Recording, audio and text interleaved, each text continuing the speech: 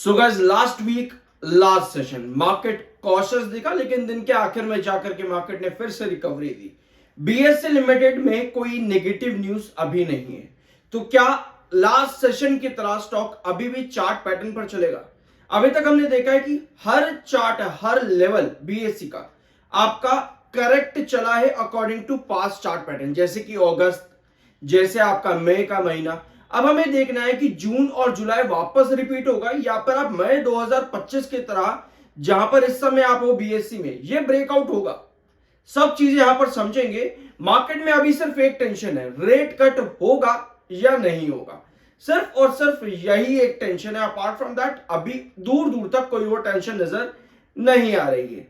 IAM certified subscribe जरूर कर देना। और यस, आज के दिन सैटरडे, आज संडे है, तो आज जितनी भी आपकी रिक्वेस्ट रहेंगी कमेंट बॉक्स में मैं पूरी कोशिश करूंगा उन सभी आपकी रिक्वेस्ट पर कोई भी टॉपिक हो आपके साथ वीडियो शेयर करने का। ठीक है, तो कमेंट कर देना, सब्सक्राइब कर देना। पूरी कोशिश रहेगी कि मैं ज्यादा से ज्यादा आप लोगों के टॉपिक्स आज के दिन डिस्कस कर सकूं चैनल पर। ठीक है, सो अभी की जो अपडेट आपके पास में है बीएससी सेक्टर से related, renewed investor drive propels new demat opening to 10 month high in October. Demat account जो है अक्टूबर के महीने में ज्यादा ओपन हुए। अगर आप इसको कंपेयर करोगे पिछले साल से, दिसंबर 2024 अगर हम कंपेयर करें तो demat account Indian stock market में ज्यादा खुले, यानी कि रिटेल इन्वेस्टर्स अट्रैक्टिव दिखे मार्केट में। और जितना मार्केट में पैसा डलता है उतना मार्केट बूस्ट करता है, उतनी मार्केट में तेजी। अब जितना पैसा निकलेगा उतना ही मार्केट क्या करेगा, डाउन जाएगा।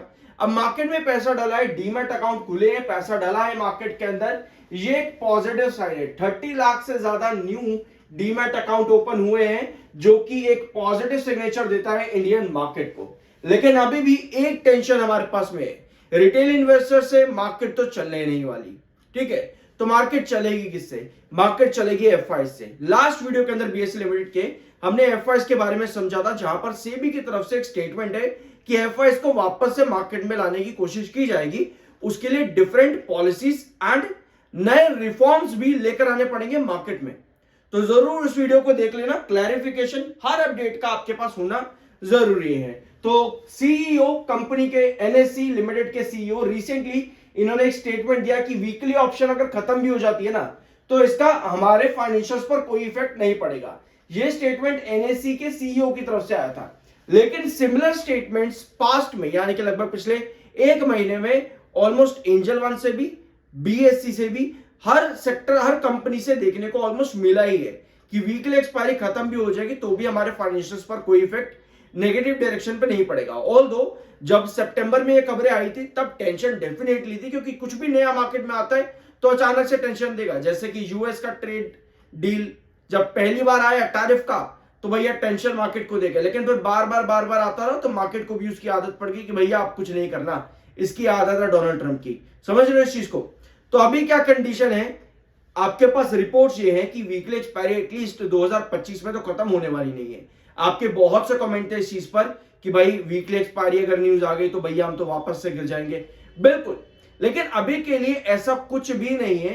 तो जब तक ऐसी कोई न्यूज नहीं है मार्केट में, हम खुश रहते हैं। ठीक है, अब आते हैं आपके मार्केट एक्सपर्ट्स पे। मार्केट एक्सपर्ट्स आईसीआईसीआई सिक्योरिटीज, इन्होंने होल्ड की रेटिंग दे रखी है बीएससी लिमिटेड में और टारगेट है 2750 का। ऑल्दो ये टारगेट इन्होंने 13 नवंबर को दिया था, यानी कि आज से कुछ 2 सेशन अगर आप निकाल दो, 17 तारीख आज है, आज 17 तारीख है, 16 तारीख आज, आई थिंक 16 आज, यस 16 आज। ठीक है, तो 16 आज और 15, तो मतलब 13 थर्सडे को इन्होंने अपना टारगेट दिया है 2750, और फ्राइडे को स्टॉक इसके ऊपर वापस से आ ही गया था, तो इनका टारगेट अचीव हो चुका है। होल्ड की रेटिंग इनकी थी। अब है हमारे पास मोतीलाल ओसवाल, इनका 2800 का टारगेट था। थर्सडे के दिन इन्होंने भी अपना टारगेट जो है अपडेट किया 2800 का। इन्होंने यहां पर न्यूट्रल रेटिंग दी। अब दोनों ही मार्केट एक्सपर्ट्स के टारगेट जो है वो अचीव हो चुके हैं। 17 नवंबर यानी कि कल के दिन कंपनी की इन्वेस्टर मीटिंग है विद एवेंडस स्पार्क, तो कल 17 तारीख की डेट नोट कर लेना। ठीक है, अभी तक जितनी भी इन्वेस्टर मीटिंग हुई है नवंबर के महीने में और अक्टूबर में, हर इन्वेस्टर मीटिंग के बाद एक रिकवरी दिखी है बीएससी लिमिटेड में अच्छी। 73.1 का एमएफआई और 72.2 का आपका आरएसआई। टेक्निकल्स अभी यहां पर बेयरिश है। अब इन बेयरिश टेक्निकल्स पर हमें एक चीज समझनी होगी, समझते हैं उसको, चार्ट पे आते हैं। सब्सक्राइब कर दिया करो, अच्छा लगता है। ये है आपका रिस्ट्रिक्शन जोन, कितना 2840 से लेकर के 2780, ये हमारा रिस्ट्रिक्शन है। हमें यहीं पर ही बायर दिख रहे हैं, यहीं पर ही हमको सेलिंग दिख रही है, फिर वापस यहीं से रिकवर करके आप इसी जोन के अंदर चल रहे हैं, एग्जैक्ट उसी तरह से जिस तरह 2520 और 2470 के इस रिस्ट्रिक्शन के बीच में आप चले थे। यानी कि सिमिलर कंडीशन आपकी यहां पर भी बन रही है। अब हमें देखना यह है कि आप यहां पर आओ। पहले आपको देख रहा है 2520 2470, ये दोनों ट्रेंड 2025 अगस्त और जून में आपको ब्रेकआउट नहीं मिले थे। यहां से न्यूज कहो या पर ये कहो कि चार्ट पर सस्टेन नहीं करा, कुछ भी कहो, बट इस बार आपको यहां पर ब्रेकआउट्स मिले हैं। अब इसको आप न्यूज कहो या पर चार्ट पर सस्टेनेबिलिटी कहो, कुछ भी कहो, इसको हम डिस्कस कर चुके हैं। अब हमें ये देखना है जो हमारे पास प्रेजेंट कंडीशन, अब हम इसको समझते हैं। सिमिलर चीज है जो आपकी 2470 2520 के बीच में चल रही थी। मैं आपका अगस्त और जून में आपको ब्रेकआउट यहां से नहीं मिले थे। अब यहां पे 2840 2780 सिमिलर रिस्ट्रिक्शन आपको मिला था जून के महीने में। जून के महीने में भी सिमिलर कंसोलिडेशन आपका चला था एक रिस्ट्रिक्शन जोन पे 2840 2780, यहीं पे सिमिलर लेवल है, सिमिलर लेवल यहां पर बने हुए हैं। अब आपको क्या करना है, अब आप यहां पर देख पा रहे हो कि आपने मई में ब्रेकआउट लिया था इस जोन के अंदर से, ठीक है। आपके पास कैंडल क्या बनी, एक बार इसको जूम इन करते ताकि आप लोगों को नजर आए। एक्चुअली जब भी अब हम क्या कर रहे हैं ना, अब हम 2020 से 2020 रुपए से 2000 रुपए 2020 रुपए से बीएससी लिमिटेड के अंदर ना, अब हम 2840 तक लगभग आ चुके हैं यहां पे, ठीक है। तो अब हम लॉन्ग टर्म हो चुके हैं स्टॉक के अंदर। अब जब हम लॉन्ग टर्म हो चुके हैं, हमें यह देखना है कि हम इस वाले जोन को क्या ब्रेकआउट कर पाएंगे। उसके लिए आप यहां पर आओ। यह है मई का महीना। आपको क्या नजर आ रहा है, यहां पर आपके पास बायर वाली कैंडल क्रिएट हुई।